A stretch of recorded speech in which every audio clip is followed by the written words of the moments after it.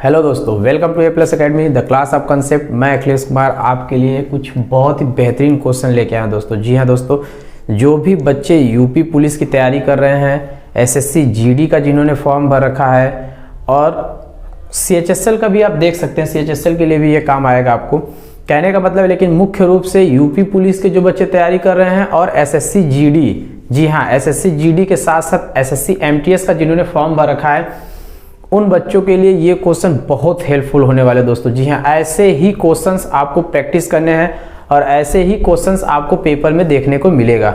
ठीक है दोस्तों, तो हम लोग इसी प्रकार से डेली आपको 10 मैथ क्विज क्वेश्चंस आपके सामने लाते रहेंगे जो पेपर्स में आएंगे और आपको प्रैक्टिस करने में बहुत ही मदद करेगा। ठीक है, कम से कम ऐसे लगभग हम लोग 1,000 क्वेश्चंस आप लोगों को हल करवाएंगे और यकीन मानिए, चाहे एसएससी जीडी हो, चाहे यूपी पुलिस हो, चाहे एसएससी सीएचएसएल हो, चाहे एमटीएस हो, आपका एक भी क्वेश्चन कहीं भी छूटने वाला नहीं है। आप पेपर में सारे के सारे क्वेश्चन कवरेज कर पाएंगे।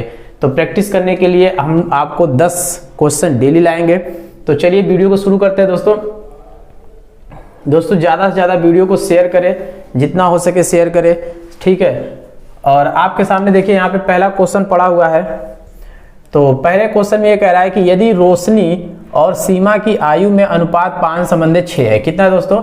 यदि रोशनी और सीमा की आयु में अनुपात 5:6 है तथा सीमा और ज्योति की आयु में 8:5 का अनुपात है, तो रोशनी और ज्योति की आयु में अनुपात बताइए।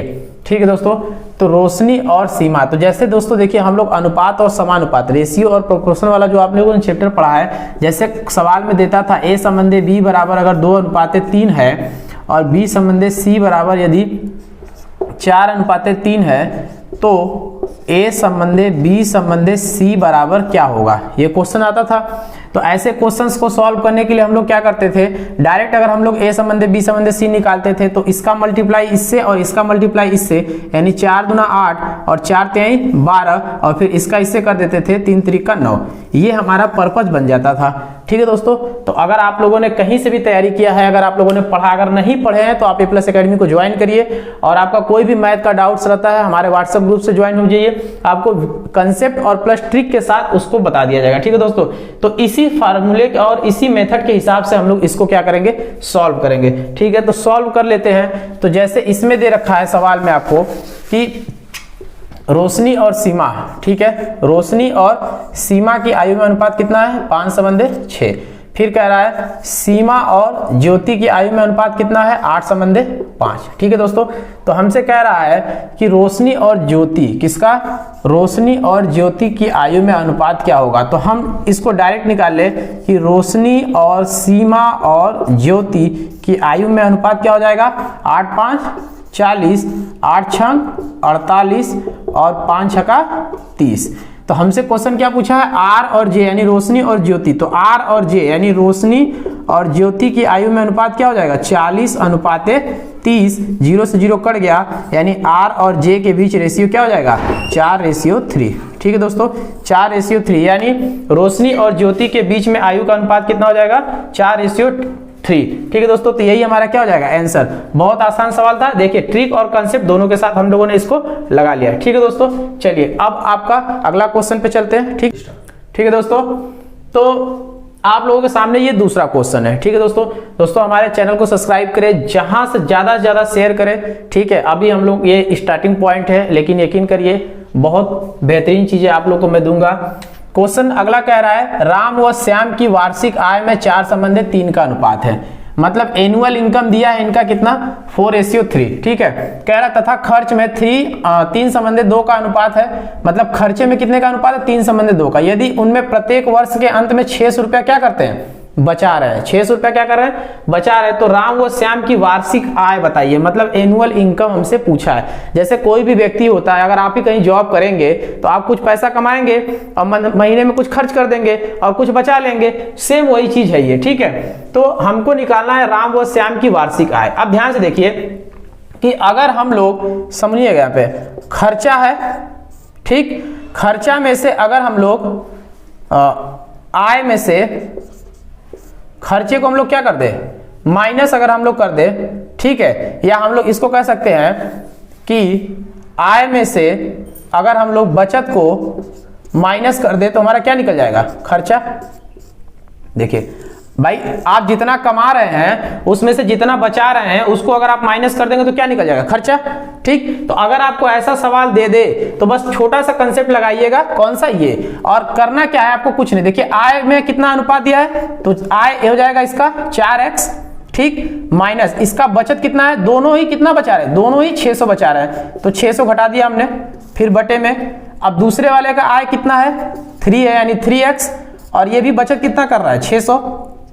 अब देखिए दोनों की आय, ठीक है, यानी दोनों का खर्चा का अनुपात हो गया ना भाई। देखिए इसके आय में से इसका बचत घटा दिया तो ये खर्चा किसका आ गया, राम का, ठीक, और इधर किसका, इधर बचत किसका आ जाएगा, श्याम का, ठीक, यानी राम का बचत है ये, खर्चा में से बचत घट, सॉरी राम का क्या है ये, राम का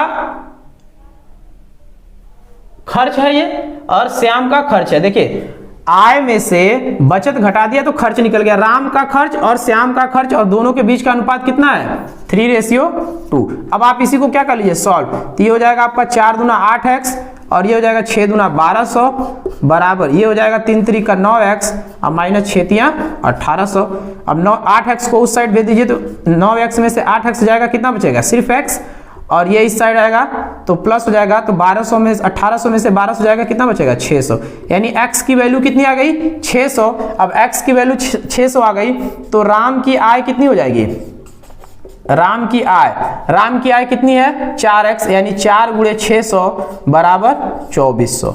राम की आय कितनी आ गई, 2400, और श्याम की कितनी हो जाएगी, बताइए, श्याम की कितनी है, 3x, यानी 3 गुणे 600 बराबर 6 3 1800। ठीक है, यानी राम कितना कमाएगा, 2400, और श्याम कितना कमाएगा, 1800। ठीक है दोस्तों, तो कहने का मतलब ये कि अगर आपको ऐसा सवाल आ गया तो बस आप ये एक लाइन का कंसेप्ट इसमें यूज करिएगा और उसको हल कर दीजिएगा, मात्र 30 सेकंड के अंदर आपका ये क्या हो जाएगा, सवाल हल हो जाएगा। ठीक है, देखिए दोस्तों आपके सामने ये क्वेश्चन नंबर 3 आ गया। अब ये क्वेश्चन देखिए आपको देखने में लग रहा है यार 20, 30, 42, 56, 72, 90, 110, 132 का एलसीएम कैसे निकालेंगे, क्योंकि बिना एलसीएम का ये तो सरल हो नहीं पाएगा।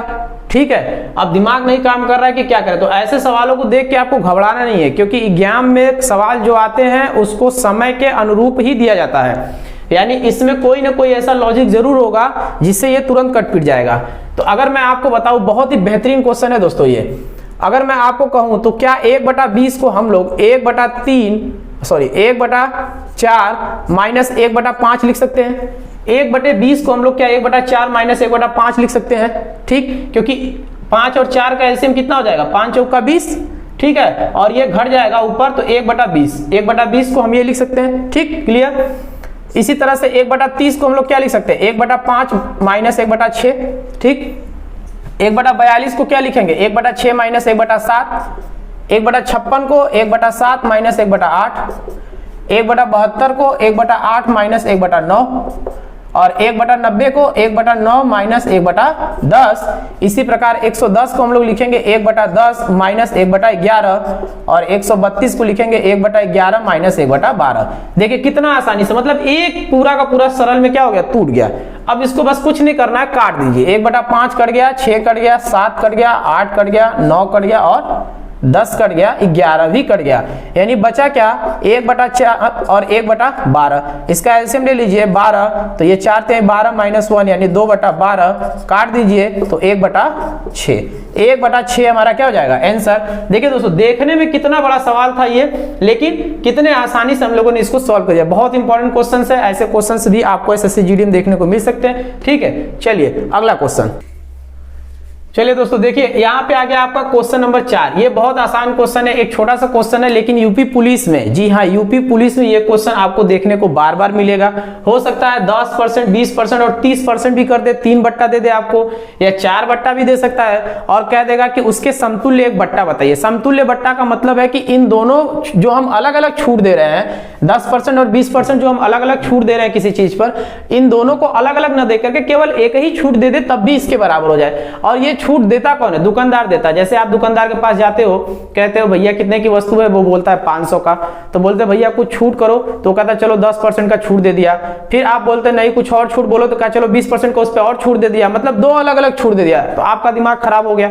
अब बोले 10% 20% का क्या होता है, मतलब एक छूट दो छूट, नहीं समझ में आया क्या बोलना चाह रहे हैं आप, एक छूट बताइए हमको। तो उसने ओवरऑल में आपको बताया चलो हम इतने के छूट देंगे, तो वही छूट आपको निकालना है। तो आप इसको निकाल सकते हैं। एक फार्मूला होता है जो आपका क्या होता है, a + b - ab बटे में 100। ये तो आप सब लोग जानते हैं, यानी दो क्रमिक बट्टों के समतुल्य एक बट्टा निकालने का एक ये फार्मूला होता है। लेकिन अगर 1 2 3 बट्टा दे देगा तब क्या करेंगे, तब दो बट्टों को पहले इससे निकालेंगे, उसके बाद जो आएगा उसको और लास्ट वाले को लेकर के निकालेंगे, तो लंबा चला जाएगा। इससे अच्छा है, इससे बचने के लिए एक सिंपल सा ट्रिक मैं आपको बताता हूं, ध्यान दीजिए। जो छूट होता है उसको 100 में से क्या कर दीजिए, माइनस, और सबका क्या कर दीजिए, मल्टीप्लाई, यानी 100 - 10 इंटू 100 - 20। ठीक है। अब इसी तरह से आपको जितने भी दिया होगा बट्टा, सबको 100 में से क्या कर दीजिएगा, घटा दीजिएगा, और सबका आपस में क्या कर दीजिएगा, गुणा, यानी 90 गुणे कितना हो जाएगा, 80, 9 8 72, 720। और ध्यान रखिएगा इसको लेंगे कैसे, देखिए 72 के बाद 0 है, ठीक, तो 0 का कोई मतलब नहीं होता, हमेशा 100 से क्या लेंगे, कम, दो ही नंबर लेंगे, ध्यान रखिएगा हमेशा दो ही नंबर लेंगे। इसके बाद का जो भी नंबर, जैसे मान लीजिए 720 की जगह अगर क्या आ जाए 728 आ जाता, तो हम सिर्फ दो नंबर लेते, लेकिन यहाँ पे क्या लगा देते, दशमलव, अब ये हो जाता 72.8, और इसको हम 100 में से क्या कर देते, माइनस कर देते। इसी प्रकार से जब हम यहाँ पे पॉइंट लगा देंगे तो 0 का कोई मतलब नहीं रह जाएगा। ये कितना आ गया, 72%, और ये 72 100 से कितना कम है, कितना कम है, 100 में से 72 घटा दीजिए, कितना जाएगा, 28%। यानी हम 10% और 20% के दो बट्टे न दे करके कितना दे देंगे, डायरेक्ट 28%, तो भी हमारा छूट उतना ही आएगा जितना इन दोनों को देने पे आएगा। अब फार्मूले से तो आप कर ही सकते हो, ठीक है, लेकिन ट्रिक लगा देंगे तो बड़े से बड़े सवाल भी क्या हो जाएंगे, आसानी से हल हो जाएंगे। ठीक है दोस्तों, चलिए अगला क्वेश्चन। ठीक है दोस्तों, क्वेश्चन नंबर 5 बहुत ही इंपॉर्टेंट क्वेश्चन। इस क्वेश्चन में बहुत सारे बच्चे फंस जाते हैं, लेकिन हम इसको कंसेप्ट से समझने के बाद आराम से लगा देंगे। ठीक है, ये बहुत ही इंपॉर्टेंट क्वेश्चंस है। ऐसे क्वेश्चंस आपको हमेशा देखने के लिए मिलेगा। कहने का मतलब है कि कह रहा है क्वेश्चन कि एक बैल 10% घाटे में बेचा गया, मतलब हानि पर बेचा गया। सिंपल सी बात है, घाटे का मतलब हानि हो गया उसको। चलिए भाई, कोई व्यक्ति था, व्यापारी था, उसने बैल को खरीदा और किसी इमरजेंसी की वजह से वो 10% घाटे पे ही उसको क्या कर दिया, बेच दिया। ठीक, लेकिन अगर वो उसे 70 रुपए अधिक पर बेचा होता तो उसे 4% का क्या प्राप्त हो जाता, लाभ। मतलब 70 रुपए अगर अधिक बढ़ा दिया होता तो वो घाटे में न जाके 4% मुनाफे में होता। ठीक, तो कह रहा बताइए बैल को कितने में खरीदा गया था। खरीदा गया का मतलब क्रय मूल्य। दोस्तों, अगर आप लोग को क्रय मूल्य, विक्रय मूल्य या लाभ या हानि में कोई भी दिक्कत है तो A+ एकेडमी के द्वारा लाभ और हानि का बिल्कुल कंसेप्चुअल क्लास चलाया जा रहा है। इसके वीडियोस भी अपलोड किए जा रहे हैं, आप वहां पे जाकर के हमारा वीडियो देख करके बिल्कुल लाभ और हानि का कंसेप्ट एकदम क्लियर कर सकते हैं। ठीक है दोस्तों, चलिए हम इस सवाल की बात करते हैं। तो देखिए ऐसे सवालों को लगाते कैसे हैं। ठीक है, ऐसा सवाल आ गया, मतलब 70 रुपए अधिक में बेचा गया होता या 70 रुपए कम में बेचते तो ये प्राप्त होता, इतना लाभ प्राप्त होता, या अधिक में बेच दिए तो ये प्राप्त। अगर अधिक या कम की बात करते सवाल में, तो ऐसे सवालों में देखिए मैंने आपको कंसेप्ट बता रखा है। अगर आपको कंसेप्ट नहीं क्लियर है तो आप जाके हमारा पिछला वीडियो जरूर देखिए। 10% घाटे का, कोई भी वस्तु 100% पे क्रय की जाती है, मैंने बता रखा है। ठीक है, तो 10% घाटे में उसने बेचा, मतलब कितने परसेंट पे बेचा, ओवरऑल 90 पे बेचा। ठीक, 10% घाटे का मतलब कितना हो गया, ओवरऑल कितने बेचा, 90%, यानी 100 - 10। उसके बाद अगर 70 रुपए अधिक में बेचता तो 4% का उसको लाभ होता, मतलब 100% की बजाय 4% लाभ का मतलब ओवरऑल कितना हो गया, 104%। यानी यहां पे जो वो बेचा 10% घाटे का मतलब 100 में से 10 घटा दिया 90%। यहां पे जो प्राप्त होता 100 + 4 यानी 104%। अब देखिए 90% पे उसने बैल को बेच दिया व्यापारी ने, लेकिन अगर 70 रुपए अधिक तब पाता जब वो 104 पे बेचता। ठीक, तो हमारा अब इतने परसेंट में बेचा, उसका क्रय मूल्य हमको नहीं पता, इन दोनों के बीच का डिफरेंस कितना आ रहा है, घटा दीजिए 14 रुपया। इन दोनों के बीच का डिफरेंस कितना आएगा, 14 रुपया। ये जो 14 रुपया है, मतलब इतने में बेचने के बजाय अगर इतने पर बेचा होता तो 14 रुपया अधिक पाता। ये हमारा ये नियम कह रहा है, जो आभासी हमने निकाला है, लेकिन वास्तव में उसको कितना अधिक मिलता, 70 रुपया। तो यही 70 रुपया 14 रुपये का क्या हो जाएगा, बराबर, तो 1 रुपया किसके बराबर होगा 70/14, 14 पाँचे 70, तो 1 किसके बराबर हो गया 5 रुपए के, 1 रुपया किसके बराबर हो गया 5 रुपए के। और हमेशा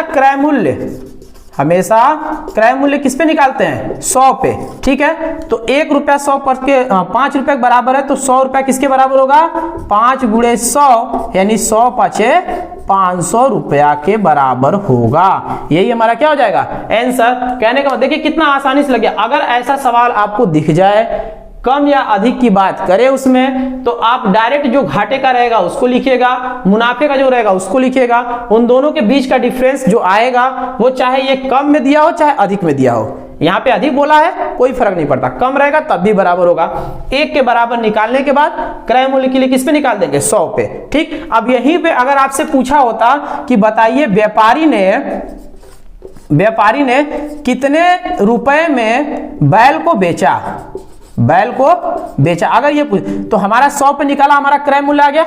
व्यापारी कितने % पे बेच रहा है 10% घाटे, यानी कितने पे बेच रहा है 90% पे। तो अगर हम 90 पे निकाल देते, हमारा 1 बराबर कितना आया है 1 बराबर 5 आया है। 90 पे व्यापारी बेच रहा है यानी 90 का निकालेंगे तो 5 गुणे 90 यानी 9 पाँचे 45, यानी 450 रुपए में व्यापारी क्या करेगा उस चीज को, उस बैल को बेचा है। मतलब 450 रुपए में व्यापारी बैल को बेचा था और 500 रुपए में खरीदा था, ठीक है। इसलिए उसको 10% की क्या हुई थी हानि हुई थी। तो क्वेश्चन कोई भी पूछेगा आप इसको कर पाएंगे। अगर आपको कांसेप्ट और अच्छा समझना है तो आप जा करके हमारा पिछला वीडियो जरूर देखिएगा, ठीक है दोस्तों। तो ये 5 क्वेश्चन हमने आपको बताया, वीडियो ज्यादा लंबा ना हो इस वजह से हम आपको सिर्फ 5 क्वेश्चन ही बता रहे हैं, बिल्कुल समझा के बता रहे हैं। इसका पार्ट 2 पार्ट 3 ऐसे ही चलता रहेगा, 5 5 10 10 15 15 जितने भी क्वेश्चन हमारे पास अवेलेबल होते रहेंगे हम उसका एक छोटा सा वीडियो आपके लिए बनाते रहेंगे और आप उस चीज को प्रैक्टिस करते रहिए, ठीक है। अगर वीडियो पसंद आ रहा हो तो इसको ज्यादा से ज्यादा शेयर करें, जितने बच्चे तैयारी करने वाले हैं प्रैक्टिस सेट यहां से करें, ठीक है। और चैनल को सब्सक्राइब करें और बेल नोटिफिकेशन का घंटा जरूर दबाएं ताकि कोई भी वीडियो अगर हम लोग अपलोड करते हैं तो वो आप तक सबसे पहले पहुंचे,